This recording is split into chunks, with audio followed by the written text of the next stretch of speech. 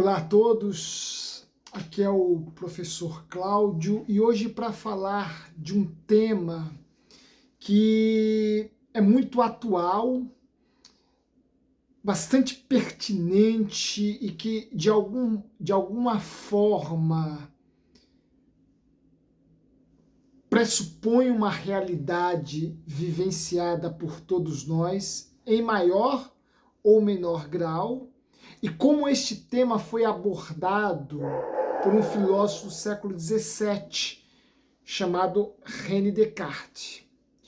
E este tema é o tema da solidão. Eu vou falar neste vídeo, em alguns minutos, qual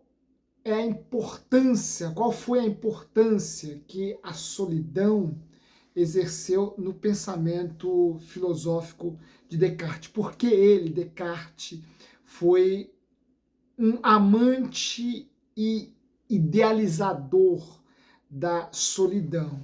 Mas antes de tocarmos nesse assunto, de abordarmos esse assunto, eu vou te convidar a se inscrever em nosso canal, divulgá-lo e nos ajudar a levar os conteúdos, os temas, as ideias que aqui são tratadas a um público cada vez maior. Nós estamos muito carentes de temas tão importantes e que precisam ser abordados de forma um pouco mais consistente e profunda. Bem, Descartes, boa parte de nós já sabemos, foi um filósofo que viveu no século XVII, René Descartes, e que,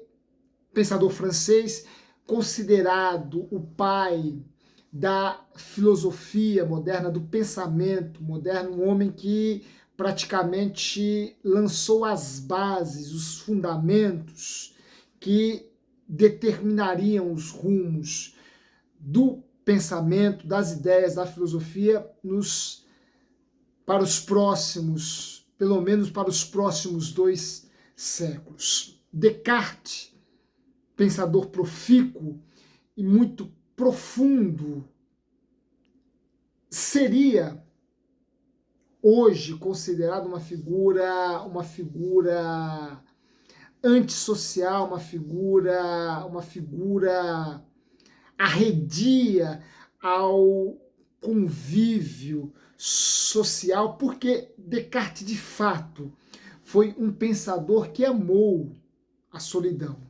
Um dos temas mais caros e presentes na filosofia cartesiana é justamente este amor à solidão. E este amor à solidão, em Descartes, tinha um objetivo, um ideal. Ora, se furtando do convívio com as pessoas, Descartes, de alguma forma, se furtava dos fastios,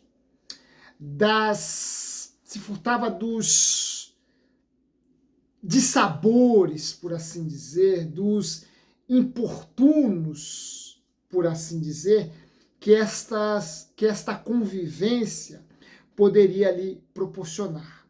Ora, uma vez se isolando, ele filtraria o seu tempo, ou ele depuraria o seu tempo acerca desses contratempos, desses fastios, dessas inconveniências que um convívio social mais intenso poderia lhe ocasionar. Entretanto, este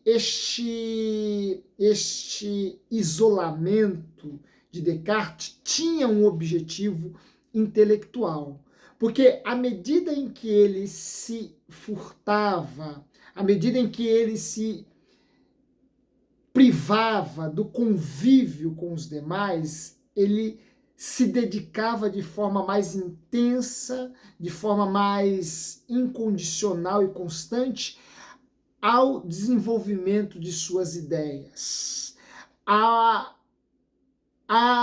ampliar o seu núcleo de correspondência intelectual. Por quê? Porque, embora Descartes se isolasse do convívio dos demais, não significaria dizer que ele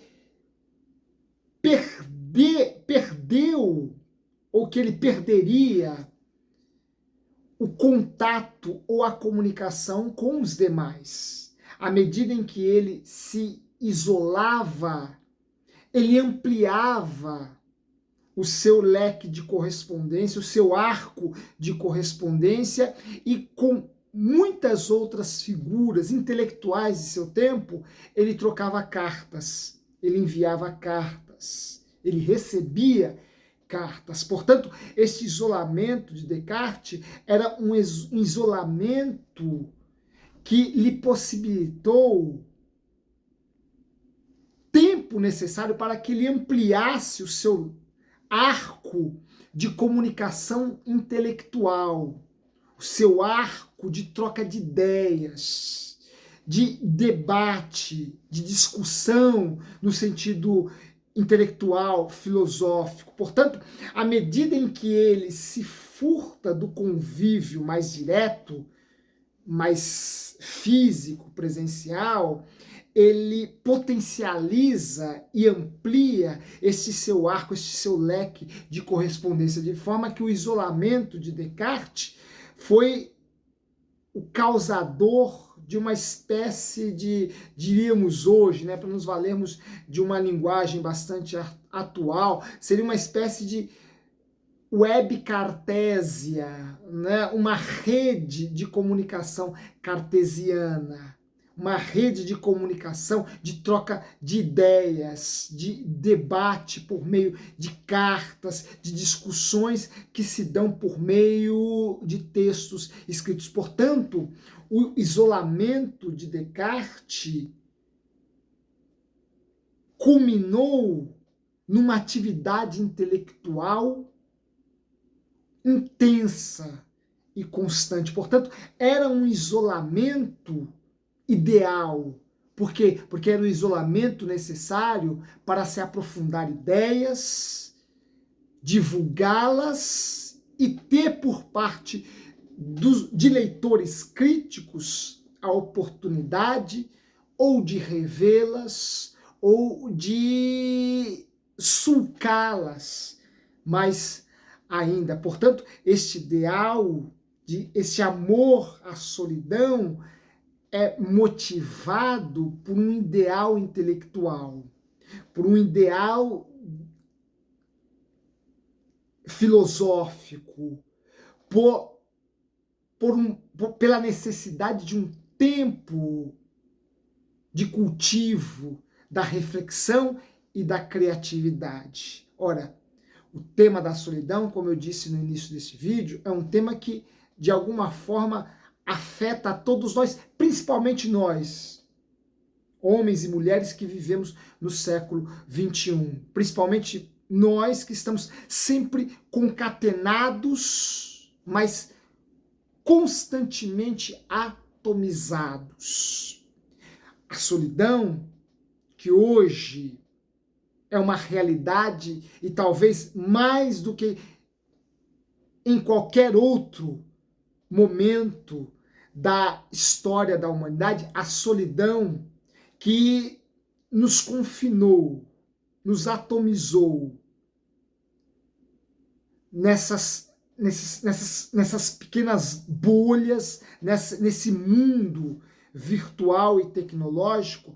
A solidão vivida por nós é muito diferente de uma solidão vivida por um Descartes, que era uma solidão voluntária, era uma escolha que tinha uma finalidade e um ideal filosófico, criativo, um ideal ligado, necessário, um ideal motivador de produção de conhecimento. Era uma solidão diferente, era uma solidão necessária para a criatividade, para a reflexão, para a meditação, para o desenvolvimento do conhecimento, para o debate de ideias. Ora, a solidão vivida por nós hoje não é uma solidão voluntária, não é sequer uma solidão, muito menos uma solidão ideal. Nós somos lançados neste estado de solitude de forma irracional, porque não a fazemos por conta de um objetivo criativo, um objetivo mais elevado, para o cultivo do saber, da reflexão, do conhecimento.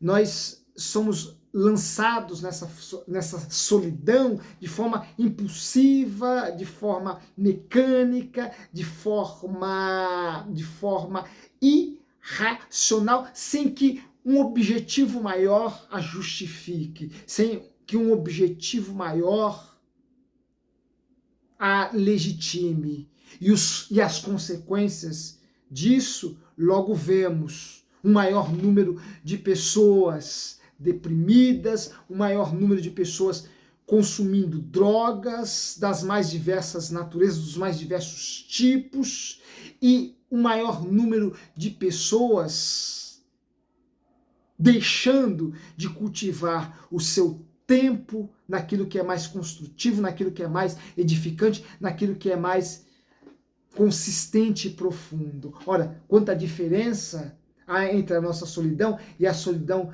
de Descartes, que era uma solidão produtiva, que era uma solidão criativa, que era uma solidão por meio da qual as bases e os fundamentos de toda a modernidade dos séculos vindouros estavam sendo construídas. Uma solidão que lançava os fundamentos de um mundo que começava a ser gestado ali, naquele estado de isolamento de Descartes. Que nós possamos usufruir de momentos de solidão, porque isso é quase que uma necessidade.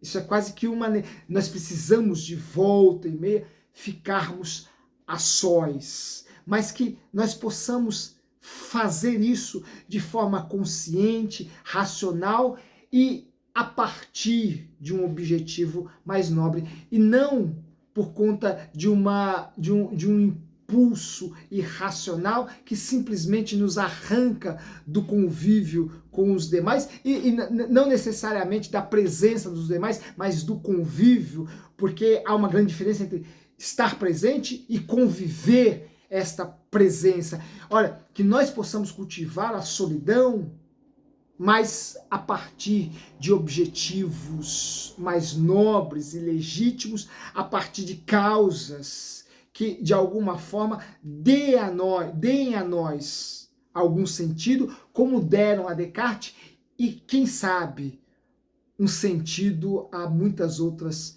pessoas. Um grande abraço e até o nosso próximo encontro.